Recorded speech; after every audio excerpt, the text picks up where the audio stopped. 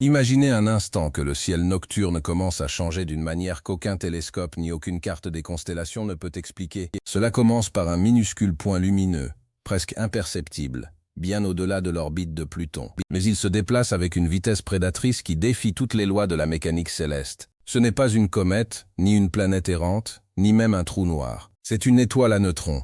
Un objet si dense qu'une seule cuillère à café de sa matière pèserait autant que le mont Everest. C'est essentiellement un noyau atomique géant de la taille d'une ville, tournant des centaines de fois par seconde, et traînant un champ magnétique si puissant qu'il pourrait arracher les atomes de votre corps à des milliers de kilomètres de distance. Dès que ce titan cosmique pénètre dans notre système solaire, le compte à rebours commence pour l'existence même de notre monde tel que nous le connaissons. Aujourd'hui, nous explorons l'ultime scénario catastrophe hypothétique.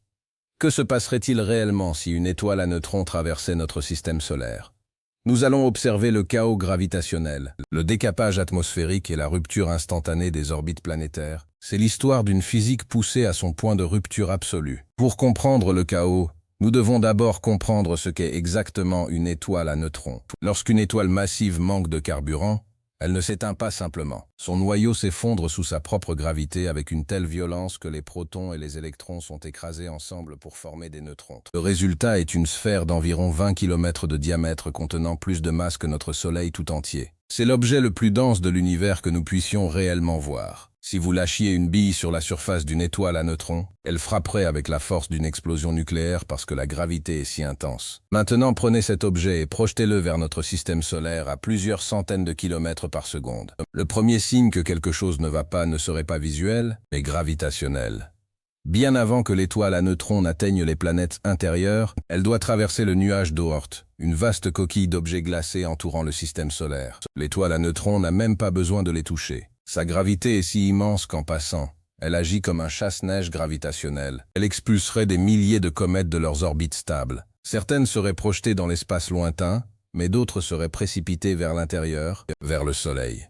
La Terre se retrouverait soudainement dans un stand de tir cosmique, mais les comètes sont le cadet de nos soucis. Alors que l'étoile à neutrons traverse la ceinture de Kuiper et s'approche de l'orbite de Neptune et d'Uranus, l'architecture du système solaire commence à s'effondrer. Nous aimons penser que les planètes ont des orbites fixes et permanentes, mais elles sont en réalité maintenues dans un équilibre délicat par la gravité du Soleil. Une étoile à neutrons a une masse nettement supérieure à celle du Soleil. En se déplaçant, elle devient le nouveau centre gravitationnel dominant. Neptune, la géante la plus éloignée, serait la première à ressentir son attraction. Son orbite serait étirée, déformée ou complètement brisée. Selon la proximité du passage de l'étoile à neutrons, Neptune pourrait être avalée tout entière, ou elle pourrait être éjectée du système solaire, devenant une planète errante dérivant dans l'obscurité éternelle. Le visuel d'une étoile à neutrons en approche est terrifiant et magnifique à la fois. Parce qu'elle est si dense, elle courbe la lumière autour d'elle par un processus appelé l'antigravitationnel. En se déplaçant devant les étoiles en arrière-plan, celle-ci semblerait se tordre et se déformer, créant un halo scintillant dans le ciel. Si l'étoile à neutrons est un pulsar, elle émettrait également des faisceaux jumeaux de radiation intense depuis ses pôles. En tournant, ces faisceaux balayeraient le système solaire comme un phare cosmique venu d'une autre dimension. Si l'un de ces faisceaux frappe la Terre, ce serait une catastrophe secondaire. Mais nous restons concentrés sur la menace primaire, la gravité. Au moment où l'étoile à neutrons atteint Saturne et Jupiter, le système solaire n'est plus reconnaissable. Les anneaux emblématiques de Saturne, faits de glace délicate et de roches, seraient déchiquetés.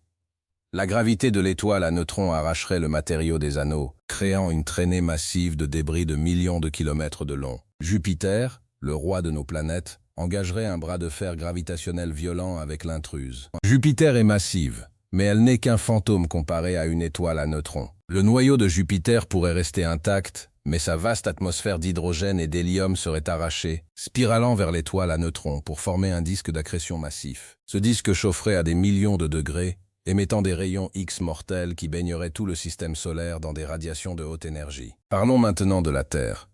Alors que l'étoile à neutrons pénètre dans le système solaire intérieur, notre planète est confrontée à une menace multiforme. La première est constituée par les forces de marée. Nous sommes habitués à ce que la Lune tire sur nos océans pour créer des marées de quelques mètres. La force de marée d'une étoile à neutrons est d'une toute autre échelle, même à des millions de kilomètres. La différence de gravité entre le côté de la Terre faisant face à l'étoile et le côté opposé serait massive. Cela ne déplacerait pas seulement l'eau, cela déplacerait la croûte terrestre. Nous subirions des tremblements de terre mondiaux d'une magnitude qui n'existe même pas sur nos échelles actuelles. Des volcans endormis depuis des millions d'années entreraient en éruption simultanément car l'intérieur de la Terre serait malaxé comme de la pâte. Si l'étoile à neutrons passe à quelques millions de kilomètres de la Terre, c'est l'atmosphère elle-même qui est en danger.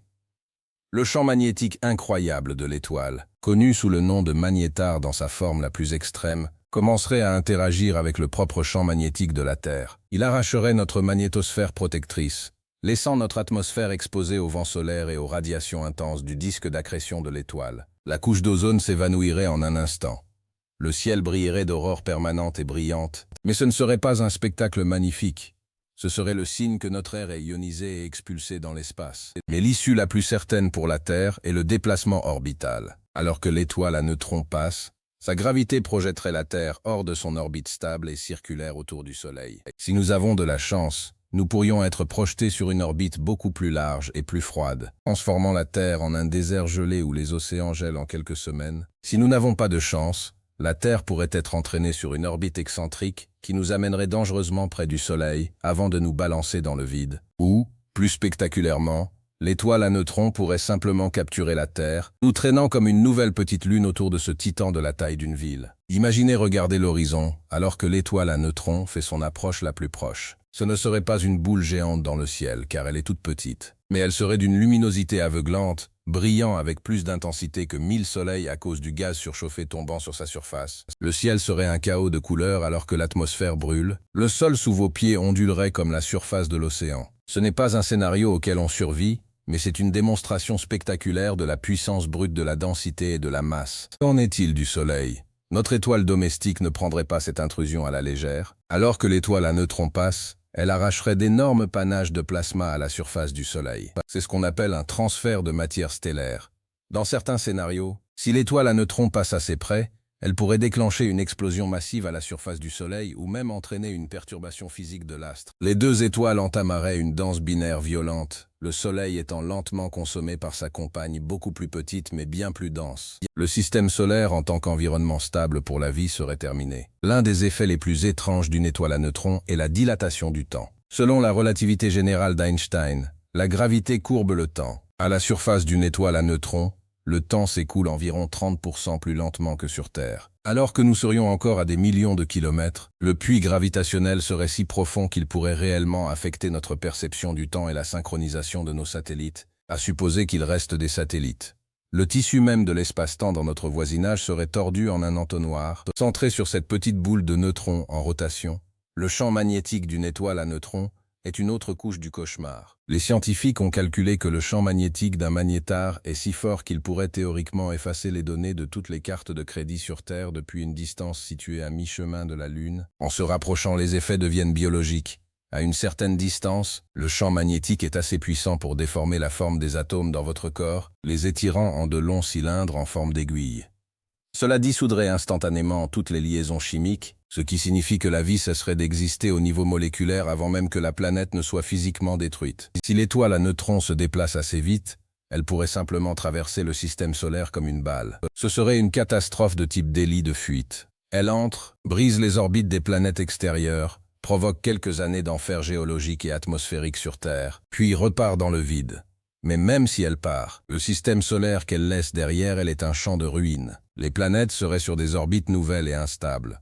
Le Soleil serait instable. La Terre serait probablement un rocher gelé ou calciné, dépourvu de son atmosphère et de sa Lune. La Lune, étant plus petite et moins liée à la gravité terrestre, serait presque certainement volée par l'étoile à neutrons ou projetée dans l'espace. La vitesse de l'étoile à neutrons est un facteur majeur. Certaines étoiles à neutrons, appelées étoiles boulets de canon, se déplacent à plus de 1000 km par seconde, expulsées de leur explosion de supernova originale comme des projectiles cosmiques. Si une étoile comme celle-ci nous frappait, l'événement se terminerait en quelques jours. Si elle se déplaçait plus lentement, l'agonie du système solaire pourrait s'étendre sur des décennies, alors que nous verrions les planètes lointaines s'envoler une à une avant que notre tour ne vienne. C'est une démolition au ralenti d'une maison vieille de 4 milliards d'années. Y a-t-il un espoir dans ce scénario hypothétique précis? Pas vraiment.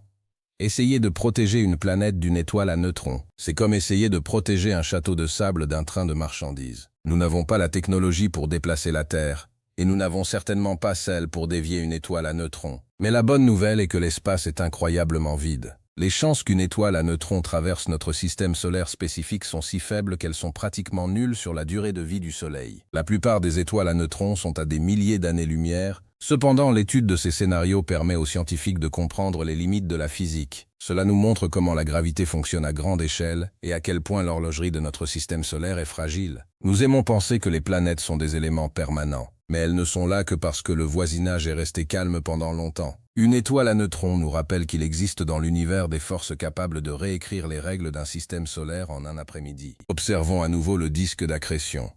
Alors que l'étoile à neutrons aspire le gaz des planètes extérieures et du Soleil, elle forme un anneau de feu tourbillonnant autour d'elle. Ce disque est l'un des convertisseurs d'énergie les plus efficaces de l'univers. Il convertit l'énergie potentielle gravitationnelle en radiation. Les rayons X et gamma émis par ce disque seraient si intenses qu'ils ioniseraient les molécules de la haute atmosphère terrestre, la transformant en un plasma incandescent. Vu de loin, la Terre ressemblerait à une comète, avec une longue queue de sa propre atmosphère s'étirant dans l'espace derrière elle. Le son de cet événement est quelque chose que nous ne pouvons qu'imaginer, bien que l'espace soit un vide. Dans l'atmosphère terrestre, les glissements tectoniques et les vents supersoniques créés par l'inclinaison de la croûte créeraient un rugissement audible sur toute la planète. Le bourdonnement de la rotation de l'étoile à neutrons, si elle émettait des ondes radio pouvant être converties en son, serait un sifflement aigu et terrifiant qui ne s'arrêterait jamais. Ce serait le son du moteur le plus puissant de l'univers tournant au ralenti dans notre jardin. Qu'en est-il des autres lunes du système solaire ? Io, la lune de Jupiter, déjà l'endroit le plus volcanique du système solaire à cause de la gravité jovienne, se transformerait littéralement en une boule de magma liquide. La coquille de glace d'Europe serait brisée et son océan caché serait éjecté dans l'espace sous forme d'un panache massif de vapeur. Titan, la lune de Saturne, perdrait son épaisse atmosphère d'azote. Chaque lune, chaque astéroïde et chaque poussière dans le système solaire serait redirigée. La ceinture d'astéroïdes serait dispersée, envoyant une vague de rochers volés dans toutes les directions. Une des choses les plus profondes à considérer est ce qui arrive à la zone habitable du Soleil. Tout ce qui concerne notre vie dépend du fait d'être à la bonne distance du Soleil. Alors que l'étoile à neutrons déplace la Terre, nous sommes poussés hors de cette zone. Si nous nous déplaçons de seulement 5%, l'équilibre délicat de notre climat est détruit. Une étoile à neutrons ne nous déplacerait pas de 5%. Elle nous déplacerait de centaines de pourcents. Même si la Terre survivait aux radiations et aux champs magnétiques, le choc thermique d'être éloigné de notre source de chaleur serait un obstacle final insurmontable. L'étoile à neutrons elle-même remarquerait à peine le système solaire. Pour un objet aussi dense, une planète comme la Terre est un inconvénient mineur, comme un insecte frappant un pare-brise. Le Soleil, bien que massif pour nous, n'est qu'un en-cas pour une étoile à neutrons. L'intruse continuerait son voyage dans la galaxie, emportant peut-être quelques trophées de nos planètes avec elle sur de nouvelles orbites serrées, ou laissant une traînée de débris qui était autrefois une famille de 8 planètes. Les scientifiques ont observé des étoiles à neutrons traversant des pouponnières d'étoiles et d'autres systèmes dans la galaxie. Nous voyons les sillages qu'elles laissent derrière elles, des ondulations dans le gaz et la poussière qui durent des milliers d'années. Si une étoile à neutrons traversait notre système, le souvenir de notre système solaire serait une longue cicatrice lumineuse dans le milieu interstellaire, visible par des astronomes extraterrestres à des millions d'années-lumière comme une nébuleuse étrange enrichie en gaz. Parlons de la précision temporelle des pulsars. Certaines étoiles à neutrons sont si régulières dans leurs impulsions qu'elles sont plus précises que les horloges atomiques. Si la Terre était emportée, nos scientifiques seraient capables de mesurer le changement de notre position à la milliseconde près, en observant le signal du pulsar. Nous aurions un compte à rebours de haute précision pour notre propre déplacement. C'est un cas rare en science où nous aurions des données parfaites sur notre propre destruction, jusqu'au moment où l'équipement serait vaporisé. La connexion magnétique entre l'étoile et le Soleil créerait également des tubes de flux, des conduits massifs de plasma circulant entre les deux astres. Cela créerait un pont de feu à travers le système solaire. Si la Terre passait à travers l'un de ces tubes, ce serait fini en une milliseconde. La chaleur et la densité d'énergie seraient équivalentes à se trouver à l'intérieur du cœur d'une étoile. Même si nous ne passions pas à travers, l'interférence électromagnétique mettrait fin instantanément à toute communication électronique sur Terre. Nous serions de retour à l'âge de pierre, regardant la fin du monde dans un silence total. La densité d'une étoile à neutrons est si élevée que si vous pouviez vous tenir dessus, vous trouveriez que les montagnes à sa surface ne font que quelques millimètres de haut. La gravité est si forte qu'elle écrase tout. Pourtant, comme l'étoile tourne si vite, ces minuscules montagnes créent des ondulations dans l'espace-temps appelées ondes gravitationnelles. En traversant notre système, elles nous baigneraient dans ces ondes. alors que nous avons normalement besoin de détecteurs massifs comme LIGO pour voir ces ondes venant de galaxies lointaines. Une étoile à neutrons dans notre système solaire créerait des ondes si fortes qu'elles pourraient être ressenties comme une vibration physique dans la matière même de la Terre. Alors que nous regardons le système solaire externe une dernière fois, nous voyons l'étoile à neutrons sortir. Elle a passé peut-être une décennie dans notre voisinage. Derrière elle, le Soleil est une masse déformée et vacillante. Son compagnon est parti, mais sa structure est compromise. Les planètes géantes ont disparu, soit éjectées, soit consumées. La Terre est une planète errante maintenant, dérivant dans le froid de l'espace profond sans son étoile. C'est une fin calme et sombre pour une histoire qui a commencé par un point lumineux. L'étude des étoiles à neutrons est l'un des domaines les plus passionnants de l'astrophysique moderne. Nous les utilisons pour tester la théorie de la relativité, pour étudier le comportement de la matière à des densités extrêmes et pour cartographier la galaxie. Bien que l'idée de la visite de l'un de ces astres soit l'ultime histoire d'horreur cosmique, c'est aussi un témoignage de l'échelle de l'univers. Nous vivons dans une poche tranquille d'une galaxie très violente. Nos vies ne sont possibles que grâce à la stabilité de notre voisinage. Une étoile à neutrons représente le reste de la galaxie venant nous rendre visite, nous rappelant que nous faisons partie d'un système beaucoup plus vaste et énergétique. Chaque fois que nous découvrons un pulsar ou un magnétar dans une partie lointaine de la Voie lactée, nous regardons le survivant d'une disparition stellaire. Ces objets sont les cadavres d'étoiles qui étaient autrefois bien plus grandes que notre Soleil. Ce sont les ultimes survivants, perdurant pendant des milliards d'années dans un état de matière que nous pouvons à peine concevoir. Ils sont beaux, terrifiants et fondamentalement étrangers. En fin de compte, l'histoire d'une étoile à neutrons traversant notre système solaire est une histoire de transition. C'est le passage d'un système stable et prévisible à un état de chaos de haute énergie. Cela nous montre que dans le grand schéma de l'univers, les planètes sont des choses fragiles. Elles sont les fleurs délicates du cosmos, poussant dans les espaces calmes entre les géants. Une étoile à neutrons ne nous déteste pas. Elle ne sait même pas que nous sommes là. Elle suit simplement les lois de la physique, de la masse, de la gravité et de l'élan. Heureusement, le grand silence de l'espace joue en notre faveur.